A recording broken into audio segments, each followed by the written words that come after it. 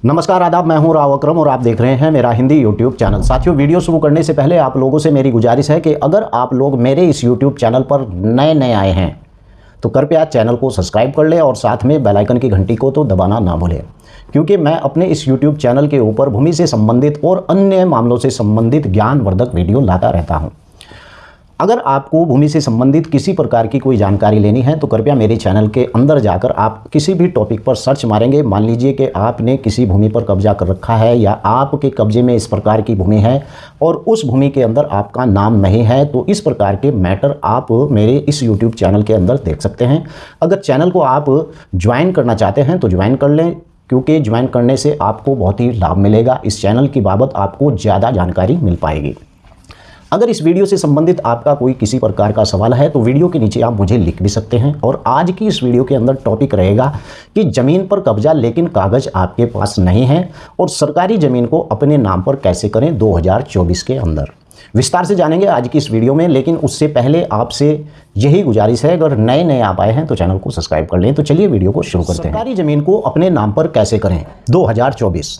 आपको बता दूं कि भारत में ऐसी कई ज़मीन है जहां पर सरकार की कब्जा नहीं है और बल्कि उस ज़मीन पर ग्रामीण अपनी सुविधा का गुजारा करते हैं और ऐसी ज़मीन को सरकार समय समय पर खाली कराती रहती है।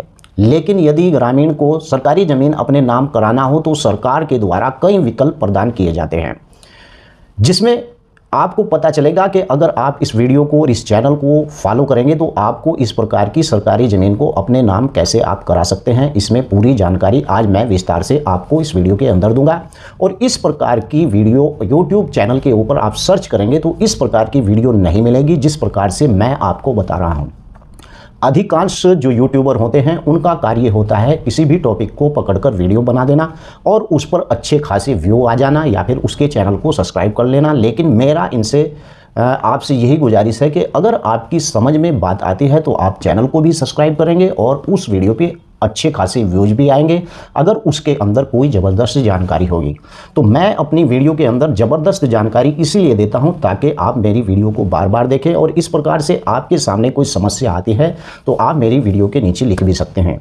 यदि सरकारी ज़मीन खेती के लिए उपयोगी है तो उसे अपने नाम कराने में कई विकल्प उपलब्ध होते हैं ग्राम पंचायत के अंदर। वो कैसे कि जैसे कोर्ट के द्वारा उस ज़मीन को ग्रामीण अपने नाम करा सकते हैं और ज़मीन को अपने नाम कराने की प्रक्रिया यानी इस प्रकार से उपलब्ध होती है कि किसी भी सरकारी ज़मीन पर कब्जा कानून करना एक अपराध है। पहले आपको बता देता हूं, क्योंकि पूरी इस वीडियो के अंदर हम डिस्कशन यही करेंगे कि कैसे आप सरकारी ज़मीन को कब्जा सकते हैं। लेकिन उससे पहले आप मेरी बातों पे ध्यान दें कि किसी भी सरकारी ज़मीन पर कब्जा करना एक कानूनन अपराध है। यदि आप गलत नज़र से कब्जा करते हैं तो सजा भी हो सकती है। और कानूनी प्रक्रिया में सरकारी ज़मीन को अपने नाम कैसे करें पूरी जानकारी मैं इस प्रकार से आपको बताऊँगा। सरकारी ज़मीन अपने नाम कैसे कराएं, सबसे बड़ा टॉपिक तो यही है कि अकरम भाई आप इतनी देर से बता रहे हैं, अब आप बताइए कि सरकारी ज़मीन को अपने नाम पर कैसे कराया जाता है। साथियों, मैं आपको बताना चाहता हूं कि सबसे पहले किसी भी सरकारी ज़मीन को अपने नाम पर कराने के लिए वह ज़मीन आपके कब्जे में होना बहुत ही ज़रूरी होता है। सबसे पहला पॉइंट,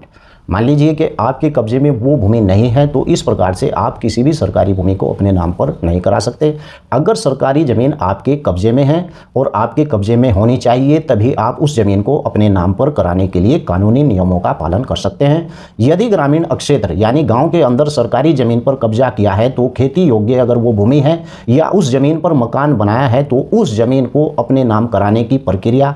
इसके अलावा यदि रेलवे या सड़क की ज़मीन है तो उसे आपको छोड़ना पड़ेगा, क्योंकि मैंने बहुत सी वीडियो में बताया है कि अगर ऐसी भूमि है जो सार्वजनिक उपयोग के काम में लाई जाने वाली भूमि है उस भूमि पर आप कब्जा नहीं कर सकते हैं और ऐसी भूमि को आपको बिल्कुल छोड़ना पड़ेगा। अगर भूमि इसके अलावा किसी और प्रयोजन के काम में लाई जा सकती है, जैसे खेती के काम में, जैसे आबादी के काम में, तो इस प्रकार की ज़मीन को अपना नाम कराने से पहले और कानूनी प्रक्रिया में जाने से पहले आपको उस भूमि पर कब्जा करना है। आबादी या फिर ग्रामीण क्षेत्रों में सरकारी ज़मीन पर लगभग 30 साल का कब्जा है तो उस ज़मीन को कानूनी नियमों के अनुसार कोर्ट के द्वारा उस ज़मीन को अपने नाम पर जारी करा सकते हैं।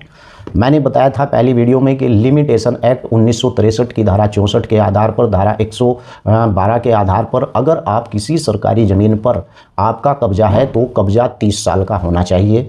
अगर किसी की निजी भूमि पर कब्जा है तो कब्जा 12 साल का आपको होना चाहिए, क्योंकि अगर सरकारी ज़मीन पर आपका 30 साल का कब्जा है तो तभी आप उस भूमि को अपने नाम करा पाएंगे, वहाँ पर आप कब्जा भी साबित कर पाएंगे। सरकारी ज़मीन अपने नाम पर पूरी करवाने की प्रक्रिया क्या होती है, चलिए इसके बारे में मैं आपको इसी वीडियो के अंदर बता देता हूँ, ताकि आपको इस बात की पूरी जानकारी हो जाए कि भले ही आपके कब्जे में अगर सरकारी ज़मीन है और 30 साल आपको पूरे हो चुके हैं, या फिर कोर्ट के आधार पर आपका इस प्रकार का न्यायालय के अंदर बात चल रहा है, वहां पर आप कब्जा साबित कर देते हैं कि 30 साल से आपका इस पर कब्जा है, या फिर दूसरी प्रक्रिया में कि अगर आपके पास इस प्रकार की सरकारी ज़मीन है, अगर 30 साल का कब्जा है तो आपको कोर्ट में ये साबित करना होगा कि आपका इस पर 30 साल का कब्जा है। सरकारी ज़मीन अपने नाम कराने की क्या प्रक्रिया है, सरकारी ज़मीन को अपने नाम कराने के लिए इस प्रकार से आप पहले स्टेप में फॉलो करें कि सरकारी ज़मीन को अपने नाम पर कराने के लिए आपके पास उस भूमि का कब्जा होना चाहिए। नंबर 1 बात, ये मैं तीसरी बार आपको बात समझा रहा हूं कि इसी टॉपिक पर के कब्जे का होना बहुत ज़रूरी है। अगर आपको किसी ने कोई भूमि रजिस्ट्री भी की है और आपका उस पर कब्जा नहीं, तो वो रजिस्ट्री भी कोई वैलिड नहीं रहेगी, वो रजिस्ट्री भी अमान्य हो जाएगी जब तक आपका उस भूमि पर कब्जा नहीं है।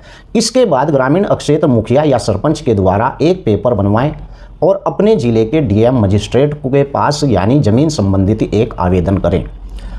उसके बाद अब डिस्ट्रिक्ट मजिस्ट्रेट के आदेश पर अंचल कार्यालय के द्वारा यानी वेरिफिकेशन किया जाएगा कि वो वास्तव में भूमि आपके कब्जे में है। आपके कब्जे में अगर वो भूमि होती है तो उसके बारे में सोचा जाएगा।